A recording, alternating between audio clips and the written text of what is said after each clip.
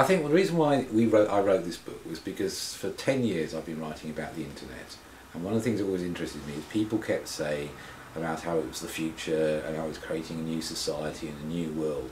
But one of the things that always interested me was the way that they were recycling futures from the past. I started doing this research and started digging and digging and digging, and it came back to the 1960s, or late 50s, early 1960s really. And what I realised is that these imaginary futures are a way that people understand the present.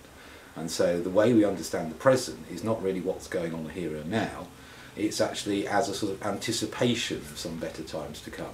So that's what I did. I started looking at that, and so one of the things is it's a sort of history of the future, and it's particularly a history of the information society as the prophecy of the future.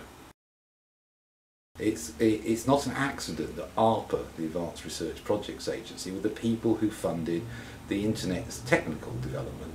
And that's because they were set up to stop another Sputnik. And so the next key technology that they identified was the internet. They thought the Russians were inventing the internet. What we have to then think about is why were the Russians thinking about inventing the internet? And this is because a group of reformers around Khrushchev thought that the internet was a way of solving the problems of the Stalinist economy. The utopian plan, which they called cybernetic communism. And that is what the information society is. It's basically the American replacement for cybernetic communism.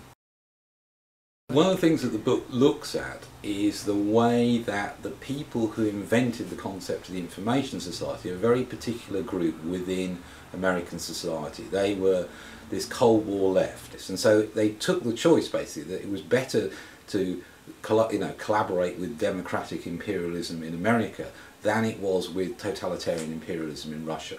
And so they then became people who tried to create a progressive vision of America. And so one of the things that they wanted to do was to take on what they regarded as the sort of heavyweight champion of the peasant revolution, which was the Vietnamese. So it was this progressive left of centre government that in 1965 invaded Vietnam. And so they thought they had the high-tech weaponry to actually beat them. And of course what's interesting about this is actually the Vietnamese actually won the war. And unless you actually look at the history of the future, you don't realise that you're basically being asked to repeat the same thing. America was supposed to have entered the information society 7 years ago, and Western Europe was supposed to follow a few years later. So we're living in it in a way. The future is now, but it's not the future that they predicted.